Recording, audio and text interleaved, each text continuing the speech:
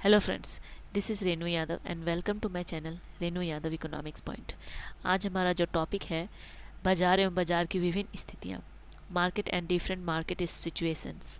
तो हम लोग इसको शुरुआत करेंगे बाजार के अर्थ से, मीनिंग ऑफ मार्केट। तो ये आपके स्क्रीन पे आपको दिख रहा होगा, तो आप देख सकते हैं बाजार का अर्थ क्या है। अगर हम लोग साधारण सी बोलचाल की भाषा में बात करें तो बाजार का आशय एक ऐसे स्थान विशेष से होता है जहां किसी वस्तु या वस्तुओं के क्रेता और विक्रेता इकट्ठा होते हैं, जमा होते हैं और वस्तुओं को खरीदते और बेचते हैं। याद रखिएगा, बाजार का अर्थ साधारण भाषा में यही होता है। अच्छा, बाजार जो है वो क्या है, अगर हम लोग बात करें तो याद रखिएगा बाजार क्या है, वस्तुओं की खरीद बिक्री को ही हम लोग बाजार कहते हैं, जहाँ पे वस्तुओं की खरीद बिक्री की जाती है जिस स्थान पर। ठीक है, आगे यहाँ पे हम लोग देखते हैं, आगे है पर यहाँ पे अगर अर्थशास्त्र में अगर बात करें बाजार का जो शाब्दिक अर्थ है बिल्कुल अलग है। अर्थशास्त्र के अंतर्गत बाजार शब्द का आशय उस संपूर्ण क्षेत्र से है जहाँ तक किसी वस्तु के क्रेता एवं विक्रेता फैले हुए हैं। तो बाजार का अर्थ अर्थशास्त्र में संकुचित नहीं बल्कि विस्तृत है, और उस क्षेत्र तक हम लोग बाजार कहेंगे उस क्षेत्र को जहां तक क्रेता और विक्रेता फैले हुए हैं तथा उनमें वस्तुओं के खरीदने और बेचने की स्वतंत्र प्रतियोगिता होती है। ये भी याद रखिएगा, क्या होती है, स्वतंत्र प्रतियोगिता होती है। आगे, जिसके कारण से वस्तु के मूल्य में एकरूपता की प्रवृत्ति पाई जाती है। याद रखिएगा, अगर बात करें कि जो वस्तुओं को खरीदने और बेचने की जो प्रतियोगिता होती है, जो फ्री कंपटीशन होता है, जिसके कारण से वस्तु के मूल्य में एकरूपता सिमिलैरिटीज पाई जाती हैं, उसे हम लोग बाजार कहते हैं। ठीक है, ये अर्थशास्त्र में हम लोग बाजार का डेफिनेशन इस तरह से याद रखेंगे। अच्छा, कुछ ऐसी बातें हैं जैसे कि हम लोग जानते हैं कि विनिमय जो है, विनिमय उत्पादन और उपभोग के बीच एक कड़ी का काम करता है, याद रखिए। लेकिन किसी वस्तु का विनिमय बाजार में होता है, ये भी याद रखिए। ठीक है, किसी भी वस्तु का लेन देन कहाँ होता है, बाजार में होता है। तो बाजार में ही किसी वस्तु के उत्पादक एक दूसरे के संपर्क में आते हैं। तो अर्थशास्त्र में बाजार में का बहुत ही महत्व है। और अगर हम लोग, जैसा कि हम लोगों ने साधारण भाषा में परिभाषा देखा बाजार का, अर्थशास्त्र की परिभाषा, अगर हम लोग बात करें कि कई सारे ऐसे अर्थशास्त्री हैं जिन्होंने अपने अपने दृष्टिकोण से, अपने अपने विचार से बाजार की परिभाषा दी है। तो इसमें क्रेन क्रॉस की एक परिभाषा है कि अर्थशास्त्र में बाजार का आशय क्रेताओं तथा विक्रेताओं के बीच किसी साधन या वस्तु के लेन देन के जाल सूत्र से है। याद रखिएगा, ऐसा क्रेन कोर्स ने कहा है। The market in economics is simply the network dealings in any factor और product between buyers and sellers.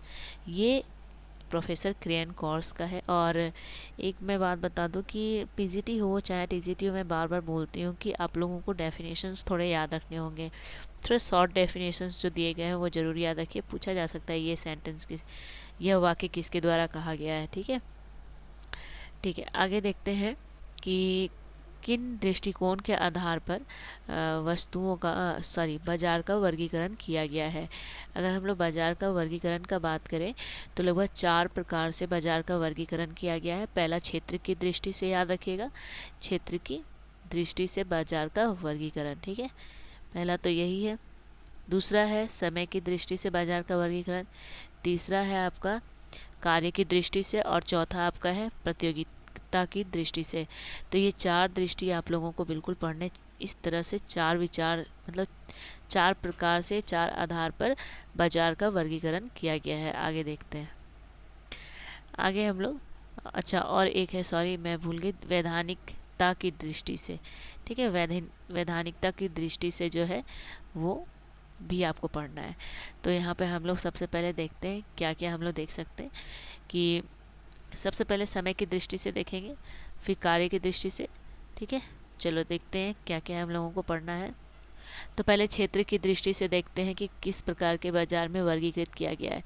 तो क्षेत्र की दृष्टि से बाजार के वर्गीकरण की अगर बात करें क्षेत्र की दृष्टि से, तो पहले क्षेत्र की दृष्टि से क्षेत्रीय स्थान, याद रखिए क्षेत्रीय स्थान के अनुसार, अकॉर्डिंग टू प्लेस और एरिया के अनुसार क्रेता और विक्रेता जितने क्षेत्र में फैले होते हैं उनके आधार पर 4 प्रकार के बाजार होते हैं, याद रखिएगा। ठीक है, तो पहला बाजार यहाँ पे है, सामने देख सकते हैं, स्थानीय बाजार। जब किसी वस्तु के क्रेता विक्रेता किसी स्थान विशेष तक सीमित होते हैं तब उसे स्थानीय बाजार कहते हैं। स्थानीय बाजार को हम लोग लोकल मार्केट कहते हैं। अच्छा, लोकल मार्केट में कौन कौन सी ऐसी वस्तुएं शामिल होती हैं तो जिसे हम लोग स्थानीय बाजार कहते हैं। अगर स्थानीय बाजार में अगर बात करें तो सबसे पहले भारी एवं कम मूल्य वाली वस्तुएं तथा शीघ्र नष्ट होने वाली वस्तुएं जैसे दूध, ठीक है, दूध होगा, जैसे दूध हो गया, ये तो शीघ्र नष्ट होने वाली जो वस्तुएं जैसे दूध, मछली, दही, सब्जी, मिठाई, ये सारी वस्तुएं जो हैं लोकल मार्केट में बेची जाती हैं और हम लोग लोकल मार्केट से इसे लेकर आते हैं। दूसरा परिभाषा जो है, जो दूसरा प्रकार है प्रादेशिक बाजार। प्रादेशिक बाजार को हम लोग बोलते हैं रीजनल मार्केट। रीजनल मार्केट की परिभाषा है जब किसी वस्तु के क्रेता विक्रेता केवल एक ही प्रदेश तक पाए जाते हैं तो ऐसा बाजार प्रादेशिक बाजार कहलाता है। जैसे राजस्थान की पगड़ी, राजस्थान की पगड़ी हर जगह नहीं मिलती, राजस्थान में मिलती है। लाह की चूड़ियाँ, यहाँ लाख नहीं है, लाह की चूड़ियाँ होगी, तो यहाँ पे लाह की चूड़ियाँ, तो याद रखिएगा ये केवल राजस्थान में ही इनका प्रयोग किया जाता है, अन्य राज्यों में नहीं। तो देखिए, जैसे पगड़ी की बात करें और लाह की चूड़ियाँ, ये राजस्थान में सबसे ज़्यादा प्रयोग की जाती हैं। तो याद रखिएगा प्रादेशिक जो बाज़ार, जैसे अगर बात करें तो इसमें और जैसे एक और मैं एग्जांपल देती हूँ आप लोगों को, जैसे मड़वे और बाजरे का बाज़ार जो होता है वो प्रादेशिक है, क्योंकि इसके क्रेता और विक्रेता सबसे ज़्यादा कहाँ पाए जाते हैं, महाराष्ट्र और मध्य प्रदेश में। तो याद रखिएगा मड़वे का आटा जिसे हम लोग रागी बोलते हैं। ठीक है, चलिए आगे देखते हैं राष्ट्रीय बाजार जिसे हम लोग बोलते हैं नेशनल मार्केट, इसके बारे में भी देखते हैं। तो नेशनल मार्केट के बारे में, किसी वस्तु का क्रय विक्रय केवल उस राष्ट्र तक ही सीमित हो जिस राष्ट्र में वह वस्तु बनाई जाती है, तब वस्तु का बाजार राष्ट्रीय होता है। इसका मतलब है कि जब किसी वस्तु के क्रेता और विक्रेता पूरे देश में फैले होते हैं, देश की सीमा के अंदर होते हैं और विभिन्न राज्यों क्षेत्रों में फैले होते हैं तथा उस वस्तु का क्रय विक्रय देश की सीमा के अंदर ही होता है, उसे राष्ट्रीय बाजार कहते हैं। जैसे गांधी टोपी, चरखा, धोती, हिंदी की पुस्तकें, चूड़ी, सिंदूर, मालाएं जो भारत की सीमा के अंदर बेची जाती हैं, तो उसे हम लोग बोलते हैं राष्ट्रीय बाजार। तो भारत के बाहर मतलब भारत देश के सीमा के बाहर ये वस्तुएं नहीं मिलती हैं और इसी कारण से इसे हम इस तरह के बाज़ार को राष्ट्रीय बाज़ार कहते हैं। ठीक है, अच्छा आगे देखते हैं अंतर्राष्ट्रीय बाजार। जब किसी वस्तु के क्रेता विक्रेता विश्व के अलग अलग राष्ट्र से वस्तुओं का क्रय विक्रय करते हैं या किसी वस्तु की मांग दशा या विदेश में होती है तो उस वस्तु को हम लोग बोलते हैं अंतर्राष्ट्रीय बाजार। जैसे सोना, चांदी, चाय, गेहूँ, ये सब क्या है ना कि जूट, ये सब हमें अंतर्राष्ट्रीय बाजार जिसे हम लोग इंग्लिश में बोलते हैं इंटरनेशनल मार्केट। ओके, आगे देखते हैं क्या है। अब आते हैं समय की दृष्टि से बाजार के प्रकार। तो प्रोफेसर मार्शल ने क्या किया कि समय के अनुसार बाजार को 4 भागों में बांटा है। तो ये पहला है अति अल्पकालीन या दैनिक बाजार जिसे बोलते हैं। दैनिक बाजार को हम लोग बोलते हैं डेली मार्केट, याद रखिएगा अति अल्पकालीन बाजार। अच्छा, अति अल्पकालीन बाजार का हम लोग डेफिनेशन देख लेते हैं कि क्या है। ठीक है, जब किसी वस्तु की मांग बढ़ती है तो उसकी पूर्ति बढ़ाने का समय नहीं मिल पाता, तब ऐसे बाजार को अति अल्पकालीन बाजार कहते हैं, याद रखिएगा। ठीक है, अति अल्पकालीन बाजार में क्या होता है कि पूर्ति बाजार में स्थिर रहती है तो उसे दैनिक या अति अल्पकालीन बाजार कहते हैं, याद रखिएगा। एक बाजार में वस्तु की मांग बढ़ने या घटने पर पूर्ति पर किसी तरह का प्रभाव नहीं पड़ता है, बल्कि मांग बढ़ने से मूल्य बढ़ जाता है, ये भी याद रखिएगा। मांग घटने पर मूल्य घटता है और क्योंकि वस्तु की पूर्ति इसमें स्थिर होती है और इस तरह के बाजार में हमेशा शीघ्र नष्ट होने वाली, बहुत ही जल्दी खराब होने वाली वस्तुएं बेची जाती हैं। जैसे मछली का बाजार। मछली के बाजार में प्रतिदिन एक निश्चित मात्रा में ही मछलियाँ बेचने के लिए बाजार में आती हैं, और किसी कारणवश यदि मछली की मांग बढ़ जाए तो उसका मूल्य भी बढ़ जाता है, क्योंकि मछलियाँ तो स्टॉक में आती हैं, तो अब क्या करेंगे ना, सबको भी देना है, तो वो लोग प्राइस बढ़ा देंगे और सब लोग थोड़ा थोड़ा खरीदेंगे, ये याद रखना है। उसके बाद यहाँ पे है, तो मांग में कमी होने से मूल्य भी कम हो जाता है। तो दूध, सब्जी, दही, ये सब जितने भी ये दैनिक बाजार के वस्तु हैं, ठीक है, इतना याद रखना है। नेक्स्ट देखते हैं क्या है। नेक्स्ट है अल्पकालीन बाजार। अल्पकालीन बाजार में मांग और पूर्ति के संतुलन के लिए कुछ समय मिलता है, किंतु यहाँ पर्याप्त नहीं होता। पूर्ति में मांग के अनुसार कुछ सीमा तक घटाया और बढ़ाया जा सकता है, किंतु यह भी पर्याप्त नहीं होता, याद रखिएगा, ठीक है। तो अब आते हैं अल्पकालीन बाजार में। अल्पकालीन बाजार में क्या होता है ना, जिसमें मांग के अनुसार पूर्ति को हम लोग क्या कर सकते हैं, घटाया बढ़ा सकते हैं, ठीक है, मतलब थोड़ा बहुत उसमें परिवर्तन हम लोग कर सकते हैं। लेकिन इसकी जो अवधि है दैनिक या अल्पकालीन बाजार से थोड़ी अधिक होती है, क्योंकि मांग बढ़े तो पूर्ति में थोड़ी सी वृद्धि हम लोग कर सकते हैं। मांग घटने पर पूर्ति में कुछ भी कमी की जा सकती है, और मांग में परिवर्तन के अनुसार पूर्ति में पूरी तरह से परिवर्तन नहीं किया जा सकता। तो इस तरह से हम कह सकते हैं कि मांग में परिवर्तन का थोड़ा बहुत प्रभाव पूर्ति और मूल्य दोनों पर पड़ता है, ठीक है, ये हमेशा याद रखिएगा अल्पकालीन बाजार में, ठीक है। अच्छा, अब आगे हम लोग देखते हैं, आगे क्या है, दीर्घकालीन बाजार। इसमें आते हैं दीर्घकालीन बाजार में। तो दीर्घकालीन बाजार क्या है, जिसे इंग्लिश में हम लोग बोलते हैं लॉन्ग पीरियड मार्केट। जब किसी वस्तु का बाजार कई वर्षों के लंबे समय के लिए होता है तो उसे दीर्घकालीन बाजार कहते हैं। यानी कि कई लंबे समय के लिए होता है तो उसे हम लोग दीर्घकालीन बाजार कहते हैं। अच्छा, दीर्घकालीन बाजार में क्या होता है कि इनकी अवधि इतनी पर्याप्त होती है कि इस अवधि में मांग बढ़ने पर पूर्ति को आसानी से बढ़ाया जा सकता है, और मांग घटने पर पूर्ति को घटाया भी जा सकता है। तो दीर्घकालीन बाजार में मूल्य का निर्धारण में मांग की अपेक्षा पूर्ति को सबसे ज़्यादा अधिक महत्व दिया जाता है, याद रखिएगा, ठीक है, दीर्घकालीन बाजार में। ओके, आगे देखते हैं क्या है। आगे है अति दीर्घकालीन बाजार की। अगर बात करें अति दीर्घकालीन बाजार की, तो इस बाजार में उत्पादकों को पूर्ति बढ़ाने के लिए इतना लंबा समय मिल जाता है कि उत्पादक उपभोक्ता के स्वभाव, रुचि, फैशन आदि के अनुरूप उत्पादन कर सकता है, याद रखिएगा, ठीक है। अब क्या है ना, इसमें हम लोग जैसे कुछ और बातें हैं, जैसे अति दीर्घकालीन बाजार में, जिसको हम लोग इंग्लिश में बोलते हैं सेक्युलर मार्केट। इसमें क्या होता है, इसकी अवधि काफ़ी लंबी होती है, और जिसमें उपभोक्ता की मांग, रुचि, फैशन में हम लोग परिवर्तन के अनुसार पूंजी, उत्पादन के साधन आदि में भी पूर्ति मतलब परिवर्तन करके हम लोग उत्पादन को बढ़ा सकते हैं, ठीक है, और पूर्ति को बढ़ा सकते हैं। पूर्ति में मतलब उत्पादन को नहीं बढ़ा सकते, मतलब इसमें पूर्ति को पूरा कंप्लीट किया जा सकता है। अति दीर्घकालीन बाजार में मूल्य के निर्धारण में मांग की अपेक्षा पूर्ति का ही अधिक हाथ रहता है, याद रखिएगा। तो अति दीर्घकालीन बाजार की अगर बात करें तो इसमें सबसे ज़्यादा पूर्ति का हाथ होता है, और दीर्घकालीन बाजार में मतलब यहाँ पर पूर्ति का हाथ रहता है, याद रखिएगा, ठीक है। चलिए, दोनों भी याद रखिएगा इसमें, कि दोनों में ये बात ज़रूर याद रखिएगा आप लोग, ठीक है। चलिए आगे देखते हैं, 3 नंबर क्या है हम लोगों का, बिक्री की दृष्टि से। बिक्री की दृष्टि से अब हम लोग देखते हैं कि किस प्रकार के बाजार। तो पहला है सामान्य बाजार, जिसे मिश्रित बाजार भी कहते हैं। मिश्रित बाजार उस बाजार को कहते हैं जिसमें अनेक एवं विविध प्रकार की वस्तुओं का क्रय और विक्रय किया जाता है। यहाँ क्रेताओं की आवश्यकताओं की सभी वस्तुएं उपलब्ध हो जाती हैं। तो यहाँ पे हम लोग देख सकते हैं मिश्रित बाजार में, जैसे कि एग्जाम्पल की अगर मैं बात करूँ तो यहाँ पे हम बता सकते हैं, जैसे एक ऐसा बाजार होता है जिसमें सभी प्रकार की मतलब वस्तुएं बेची जाती हैं, सब्जी, धान, चावल, गेहूँ, कपड़े। तो याद रखिएगा, जो मिश्रित बाजार है तो उसे हम लोग इस तरह के बाज़ार में देख सकते हैं, जो हमारे घर के आसपास देखने को मिलती है। दूसरा है मिक्स्ड बाजार, इसको हम लोग मिक्स्ड मार्केट बोलते हैं। पुराने समय में लगभग इसी प्रकार के बाज़ार हर जगह देखने को मिला करते थे, ठीक है, याद रखिएगा। चलिए आगे देखते हैं, नेक्स्ट क्या है। नेक्स्ट है विशिष्ट बाज़ार।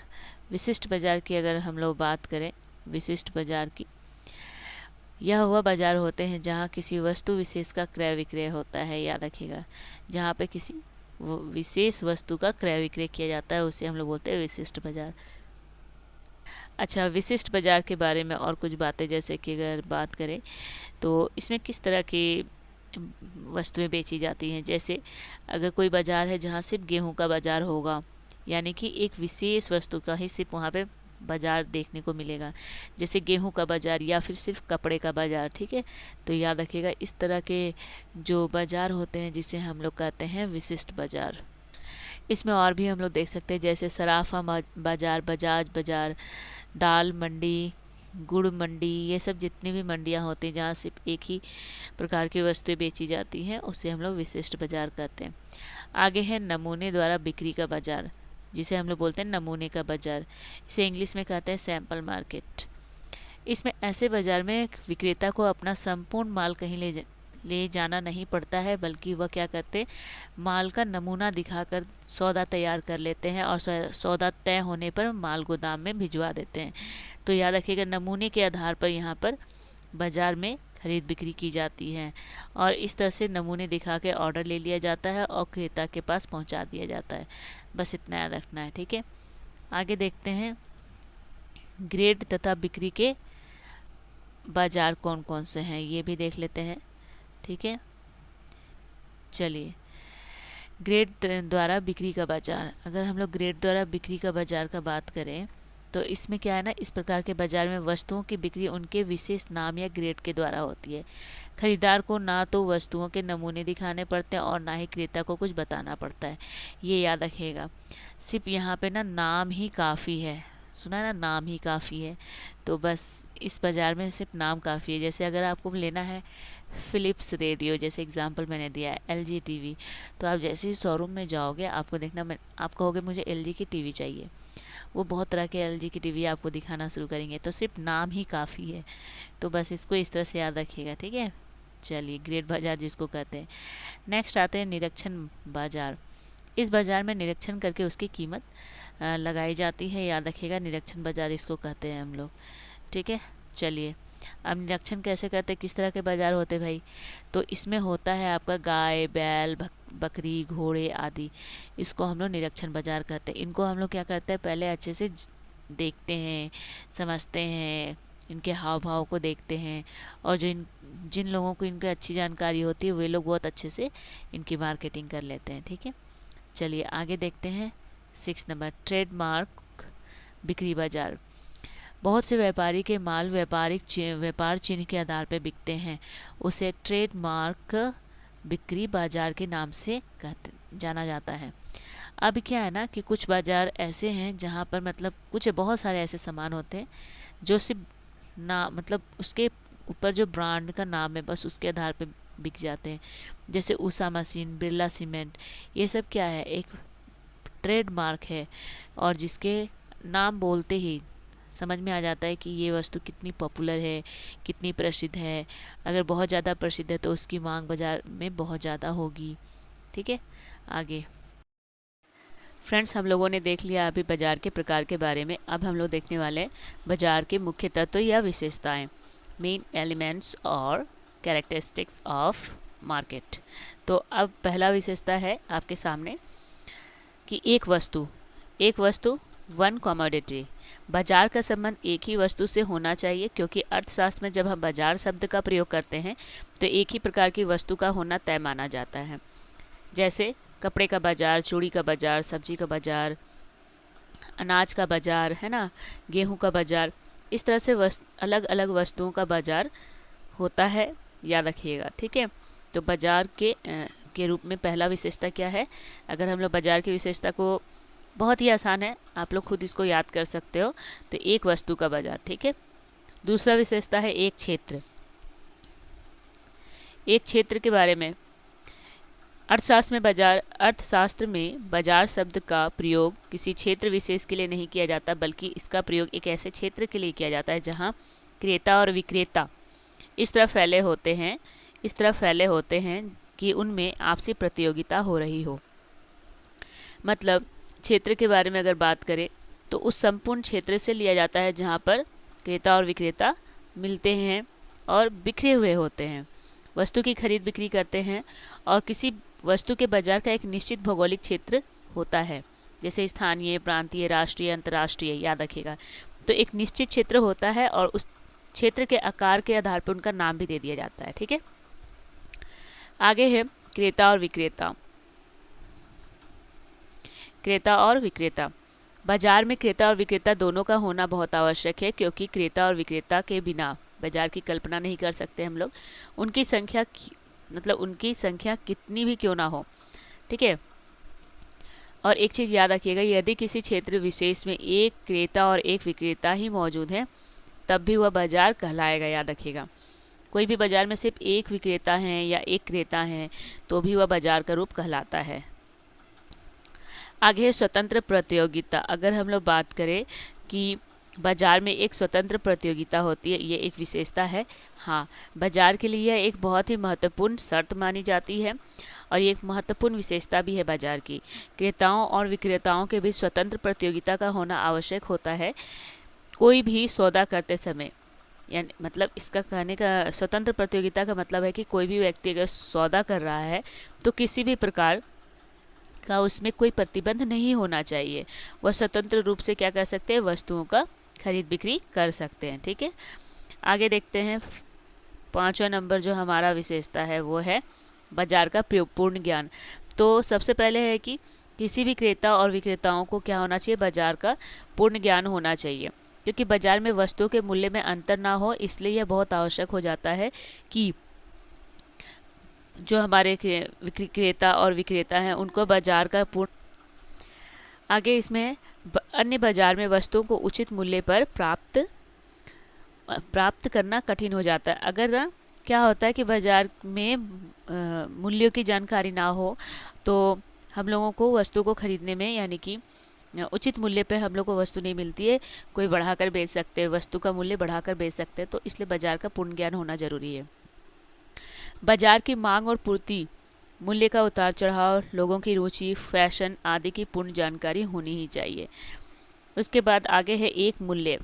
एक मूल्य के बारे में अगर हम लोग बात करें, एक मूल्य, ठीक है, ये एक विशेषता है कि बाजार के अंदर क्रेता और विक्रेताओं के बीच आपसी प्रतियोगिता तो होती है और उनके बीच निकट संपर्क होता है। बहुत ही ज़्यादा वो लोग एक दूसरे से संपर्क में होते हैं।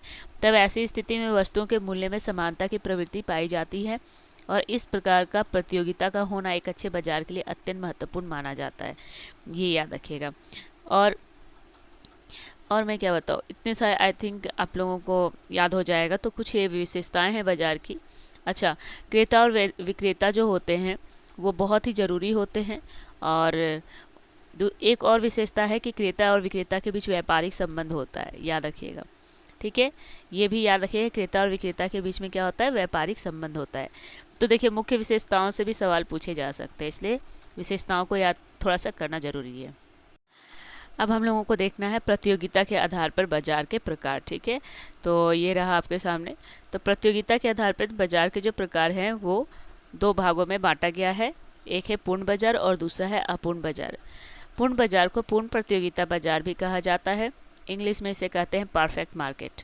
तो इसके बारे में हम लोग थोड़ी सी कुछ बातें जान लेते हैं। क्या है, जब बाजार में किसी वस्तु के क्रय के और विक्रय के लिए क्रेताओं और विक्रेताओं के बीच पूर्ण प्रतियोगिता पाई जाती है तो उस बाजार को पूर्ण प्रतियोगिता बाजार या पूर्ण बाजार कहते हैं, याद रखिएगा। और इस तरह के बाजार में क्रेताओं और विक्रेताओं की संख्या बहुत अधिक होती है, बहुत ज़्यादा होती है। ये इनकी विशेषता है, याद रखिएगा। जहाँ इन क्रेताओं और विक्रेताओं को बाजार का पूर्ण ज्ञान भी होता है, तो इतना याद रखिएगा, ठीक है। अब कुछ और विशेषता इसके बारे में देख लेते हैं। बाजार में फर्मों के प्रवेश करने या बाहर निकलने पर कोई प्रतिबंध नहीं होता है, वो अपनी मर्जी से आते हैं और चले भी जाते हैं। उसके बाद उत्पादन के साधन पूर्ण गतिशील होते हैं तथा विक्रय और परिवहन पर लगने वाली लागत बहुत ही कम होती है। अच्छा, यहाँ पे जैसे कि अगर बात करें और पूर्ण प्रतियोगिता बाजार की जो एक विशेषता है वो है, भी याद रखिए कि इसमें क्रेताओं और विक्रेताओं की संख्या बहुत अधिक होती है। बाजार में वस्तुओं का एक मूल्य होता है। वस्तु के गुण, रूप और वजन में भी समानता पाई जाती है। क्रेताओं और विक्रेताओं को बाजार का पूर्ण ज्ञान होता है, ये इतना याद रखिएगा, ठीक है। और कोशिश यही रहती है कि पूर्ण प्रतियोगिता बाजार में कि क्रेता और विक्रेताओं के बीच में इतनी संख्या होनी चाहिए कि कोई भी क्रेता और विक्रेता अपने कंपटीशन से, यानी कि आपसी कंपटीशन से वस्तुओं के मूल्य में किसी तरह का परिवर्तन ना कर सके। ठीक है, अपूर्ण बाजार के बारे में पढ़ लेते हैं कि क्या है। अपूर्ण प्रतियोगिता जो है, अपूर्ण प्रतियोगिता बाजार को अपूर्ण बाजार भी कहते हैं, इसे इंग्लिश में इम्परफेक्ट मार्केट कहते हैं। जब किसी बाजार में पूर्ण प्रतियोगिता का अभाव पाया जाता है तब वह बाजार अपूर्ण प्रतियोगिता बाजार या अपूर्ण बाजार कहलाता है। इस बाजार में क्रेताओं एवं विक्रेताओं की संख्या कम होती है, जिस कारण उन्हें बाजार का पूर्ण ज्ञान नहीं होता है, याद रखिएगा। ठीक है, उसके बाद जिसका परिणाम यह होता है कि बाजार में प्रमुख रूप से वस्तु विभेद पाया जाता है। तो याद रखिएगा कि अपूर्ण बाजार की जो विशेषता है, इसमें वस्तुओं में अंतर बहुत ज़्यादा पाया जाता है। अच्छा, और कुछ इसकी विशेषताएं मैं आप लोगों को बता देती हैं कि अपूर्ण प्रतियोगिता के बाजार जो होते हैं, क्रेताओं और विक्रेताओं की संख्या अत्यधिक ना होकर 1, 2, 5, 10, 20 हो सकती है, याद रखिएगा। क्रेताओं तथा विक्रेताओं को बाजार का पूर्ण ज्ञान नहीं होता है, उन पर कई तरह के प्रतिबंध होते हैं। देखिए, पूर्ण प्रतियोगिता बाजार का यह उल्टा होता है, बिल्कुल अपोजिट होता है। ठीक है, वस्तु में एकरूपता नहीं पाई जाती और बाजार में किसी वस्तु का मूल्य अलग अलग होता है, यानी कि किसी भी वस्तु का मूल्य अलग अलग हो सकता है बाजार में। अपूर्ण प्रतियोगिता के बाजार में चूंकि प्रतियोगिता पूर्ण नहीं होती है, और इसके संबंध में भी कुछ बातें हैं जो मैं आप लोगों को आज बताती हूँ। ठीक है, चलिए देखते हैं आगे। जैसे इसके बारे में ना चैम्बरलिन ने कहा है कि, मतलब चैम्बरलिन ने क्या किया था ना, अपूर्ण प्रतियोगिता को एकाधिकारी प्रतियोगिता कहा था। श्रीमती रॉबिन्स ने इसे अपूर्ण प्रतियोगिता का नाम दिया है, तो ये थोड़ा सा याद रखिएगा। अब हम लोग थोड़ा सा देख लेते हैं अपूर्ण प्रतियोगिता के कौन कौन से भेद हैं। अपूर्ण प्रतियोगिता के बाजार को 5 भागों में बांटा गया है। तो पहला है आपका एकाधिकार, दूसरा है क्रेताधिकार, जिसे हम लोग बोलते हैं ओलिगोपसनी। उसके बाद तीसरा आता है मोनोपसोनीज, तीसरा आता है आपका, चौथा आता है आपका एकाधिकार बाजार, और पांचवा है अल्पाधिकार बाजार। तो पहले हम लोग एकाधिकार बाजार की परिभाषा को देख लेते हैं। क्या है कि जब बाजार में किसी वस्तु की पूर्ति केवल एक उत्पादक के द्वारा किया जाता है तो उसे एकाधिकार बाजार कहते हैं। एकाधिकार अपूर्ण प्रतियोगिता बाजार कहते हैं। उसके बाद है जब यहाँ पे क्रेताधिकार के बारे में अगर बताएं, क्रेताधिकार, तो इसको याद रखिएगा, जब 2 से अधिक लेकिन बहुत ज़्यादा संख्या में क्रेता नहीं होते हैं तो उसे हम लोग बोलते हैं अल्प क्रेताधिकार। तो ये भी याद रखिएगा, अल्प क्रेताधिकार। ठीक है, उसके बाद आता है आपका एक क्रेताधिकार। तो एक क्रेताधिकार का मतलब होता है कि जब किसी वस्तु को खरीदने वाला केवल एक होता है, एक क्रेता होता है, उसे एक क्रेताधिकार कहते हैं। उसके बाद आते हैं एकाधिकार बाजार के बारे में कि एकाधिकार बाजार किसे कहते हैं। तो याद रखिएगा, एकाधिकार बाजार का मतलब होता है, तो एक क्रेताधिकार का मतलब हो जाता है कि जब बाजार में किसी वस्तु की पूर्ति केवल एक उत्पादक के द्वारा होता है तो उसे एकाधिकार कहते हैं। ठीक है, अच्छा, आगे है आपका अल्पाधिकार किसे कहते हैं। तो अल्पाधिकार के बारे में भी मैं बता देती हूँ कि जब, याद रखिए, जब पूर्ति के उत्पादक जो होते हैं वो मतलब यहाँ पे पूर्ति करने वाला जो होगा 2 से अधिक लेकिन कम संख्या में होते हैं, उसे अल्पाधिकार कहते हैं। तो इसके जो डेफिनेशंस हैं बिल्कुल याद रखना है, ये यहाँ से यहाँ तक इसके डेफिनेशंस जरूर कर लेंगे। ठीक है, चलिए आगे देखते हैं हम लोग क्या है। तो प्रतियोगिता के आधार पर हम लोगों ने देखा पूर्ण बाजार, अपूर्ण बाजार, और एक हमारा और है, उसे कहते हैं एकाधिकार। ठीक है, एकाधिकार प्रतियोगिता बाजार या एकाधिकार बाजार, जिसे इंग्लिश में बोलते हैं मोनोपोली। एकाधिकार बाजार में क्या होता है वो हम लोग जान लेते हैं। तो यहाँ पर एकाधिकार बाजार उस दशा, मतलब बाजार की उस स्थिति को कहा जाता है जिसमें एकाधिकारी किसी वस्तु विशेष का स्वयं अकेला उत्पादक होता है। तो याद रखिएगा, एकाधिकार प्रतियोगिता में क्या होता है कि जब किसी वस्तु का उत्पादक करने वाला अकेला होता है और साथ ही इस वस्तु की विशेषता के जो नियम होते हैं, मतलब विशेष की जो निकटतम स्थानापन्न वस्तु का कोई भी उत्पादक नहीं होता है, तो इस प्रकार की वस्तु की पूर्ति पर उसका पूर्ण नियंत्रण होता है और वो अपनी मर्जी से उस वस्तु की क्वालिटी और उसके मूल्य में परिवर्तन करता है। ठीक है, उसके बाद इसकी कुछ विशेषता है, जैसे इस तरह की प्रतियोगिता का अभाव होता है, अतः एकाधिकारी अपनी वस्तु की कीमत अलग अलग व्यक्तियों से अलग अलग स्थानों पर अलग अलग रूप में वसूल करता है। और इस तरह एकाधिकारी का अपनी वस्तु की पूर्ति तथा कीमत पर पूर्ण रूप से नियंत्रण होता है। इतना याद रखना है, ठीक है। तो ये थे प्रतियोगिता के आधार पर 3 प्रकार के बाजार होते हैं, पूर्ण प्रतियोगिता, अपूर्ण प्रतियोगिता और एकाधिकार। तो ये हो गया आपका प्रतियोगिता के आधार पर बाजार के प्रकार। आगे जो है हमारा टॉपिक पूर्ण प्रतियोगिता, अपूर्ण प्रतियोगिता और एकाधिकार में अंतर पढ़ना है हम लोगों को, ठीक है। तो यहाँ पे मैं आप लोगों को मैं बता रही हूँ तीनों में क्या क्या अंतर है। तो पहला जो अंतर का हमारा टॉपिक है वो है विक्रेता की संख्या। पूर्ण प्रतियोगिता में किसी वस्तु के विक्रेताओं की संख्या बहुत अधिक होती है, याद रखिएगा, अत्यधिक होती है पूर्ण प्रतियोगिता में। अपूर्ण प्रतियोगिता में विक्रेताओं की संख्या बहुत अधिक ना होकर सीमित होती है। और एकाधिकार में किसी वस्तु का केवल एक ही विक्रेता होता है। तो तीनों में अंतर यही है। विक्रेता की संख्या के अगर बारे में बात करेंगे तो पूर्ण प्रतियोगिता में वस्तुओं के जो विक्रेता होते हैं वो बहुत अधिक मात्रा में होते हैं, अपूर्ण प्रतियोगिता में सीमित होते हैं, और एकाधिकार में जो विक्रेता की संख्या होती है वो एक होती है। आगे विक्रेताओं के बीच प्रतियोगिता। पूर्ण प्रतियोगिता में किसी वस्तु के विक्रेताओं की संख्या अधिक रहने से उनके बीच आपस में पूर्ण प्रतियोगिता होती है। परफेक्ट कंपटीशन का माहौल होता है पूर्ण प्रतियोगिता में। अपूर्ण प्रतियोगिता का अगर बात करें तो अपूर्ण प्रतियोगिता के अंतर्गत किसी वस्तु के चंद विक्रेता होते हैं, बहुत कम विक्रेता होते हैं जिनके बीच प्रतियोगिता होती है, लेकिन वह पूर्ण नहीं होती है। प्रतियोगिता होती है पर परफेक्ट कंपटीशन नहीं होता है। नेक्स्ट है हम लोग देखते हैं पूर्ण प्रतियोगिता अपूर्ण प्रतियोगिता के बीच हो गया अंतर की विक्रेताओं के बीच प्रतियोगिता होती है और किस में नहीं होती है। एकाधिकार में के अंतर्गत कोई प्रतियोगिता नहीं होती है क्योंकि पूरे बाजार में किसी वस्तु का केवल एक ही उत्पादक होता है या विक्रेता होता है, ये याद रखिएगा, ठीक है। तो पूर्ण प्रतियोगिता में क्या होता है, आपस में पूर्ण प्रतियोगिता होती है। अपूर्ण प्रतियोगिता में क्या होता है, प्रतियोगिता होती है लेकिन पूर्ण रूप से नहीं होती है, ठीक है। और एकाधिकार के अंतर्गत अगर बात करें तो एकाधिकार में केवल एक ही क्रेता और विक्रेता होंगे। तो यहाँ पे किसी तरह का भी मतलब बोल सकते हैं कि कंपटीशन नहीं होता है, ठीक है। तो याद रखिएगा, तो इसमें केवल एक ही उत्पादक होते हैं या विक्रेता होते हैं जिसके कारण से यहाँ पे किसी तरह का कंपटीशन नहीं होता है। आगे है वस्तुओं का प्रकार। पूर्ण प्रतियोगिता की स्थिति में वस्तु में एकरूपता पाई जाती है और जैसे वस्तुएं रंग, रूप, गुण में क्या होते हैं, समान होते हैं। अपूर्ण प्रतियोगिता में जो अगर बात करें तो इसमें वस्तुओं में रूप, रंग, गुण, आकार आदि में के आधार पर वस्तु में अंतर पाया जाता है।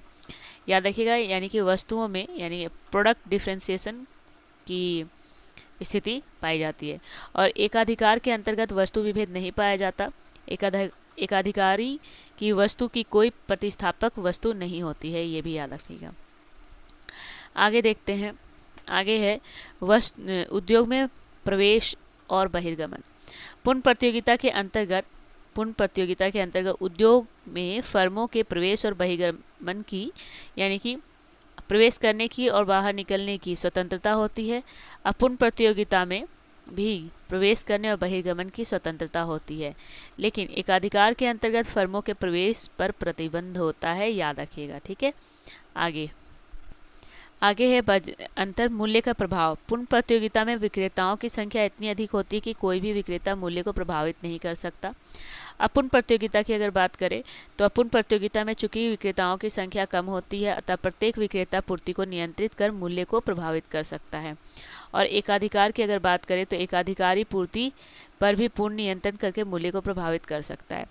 तो इस तरह से आप लोग क्या करो, अंतर का को याद करो क्योंकि इसको लिखना भी जरूरी है। चलिए नेक्स्ट 6 नंबर पॉइंट है विज्ञापन पर खर्च। तो पूर्ण प्रतियोगिता में वस्तु में एकरूपता पाई जाती है और विज्ञापन पर कम खर्च करना पड़ता है। अच्छा, अपूर्ण प्रतियोगिता में अगर देखें तो वस्तु विभेद के कारण अपूर्ण प्रतियोगिता में विज्ञापन पर बहुत ज़्यादा खर्च करना पड़ता है, ये याद रखना है। आगे है एकाधिकारी का कोई प्रतियोगी नहीं होता है और जिसके कारण से इस पर विज्ञापन पे बहुत कम खर्च करना पड़ता है। तो विज्ञापन पे याद रखना है कि किस तरह के बाजार में सबसे ज़्यादा खर्च होता है, किस में कम होता है। मूल्य विभिन्नता। पूर्ण प्रतियोगिता में पूरे बाजार में वस्तु का एक ही मूल्य होता है। अपूर्ण प्रतियोगिता में विभिन्न विक्रेताओं की वस्तुओं के मूल्य में विभिन्नता पाई जाती है। एकाधिकारी बाजार के विभिन्न भागों में मूल्य विभेद पाया जाता है, ठीक है, यानी कि मूल्य विभेद कर सकते हैं एकाधिकारी में। आगे है लागत। अगर लागत की बात करें हम लोग लागत की, तो पूर्ण प्रतियोगिता में मूल्य सीमांत लागत के बराबर होती है, अपूर्ण प्रतियोगिता में मूल्य सीमांत लागत से अधिक होती है, और एकाधिकार में भी मूल्य सीमांत लागत से अधिक होती है। तो ये आप लोगों को याद रखना है। और जो लास्ट हमारा पॉइंट है, फर्म की मांग रेखा कैसी होती है। अगर बात करें पूर्ण प्रतियोगिता में, तो पूर्ण लोचदार या क्षैतिज होती है, याद रखिएगा। अपूर्ण प्रतियोगिता में अगर बात करें, मांग की रेखा जो है, फर्म की मांग की रेखा पूर्ण लोचदार से कम या ज़्यादा गिरती हुई होती है, याद रखिएगा। और एकाधिकार में पूर्ण लोचदार से कम या गिरती हुई रेखा होती है, ये याद रखिएगा, ठीक है। तो ये थे पूर्ण प्रतियोगिता अपूर्ण प्रतियोगिता के बीच में अंतर, जो आप लोगों को बिल्कुल याद रखना है। तो ये हो गया आज हम लोगों का बाजार के रूप और उनके परिभाषाएं और उनके बीच में अंतर। तो पूर्ण प्रतियोगिता अपूर्ण प्रतियोगिता और एकाधिकार को से संबंध बहुत बार सवाल पूछा गया है, तो थोड़ा सा इसको याद करना बिल्कुल ज़रूरी है।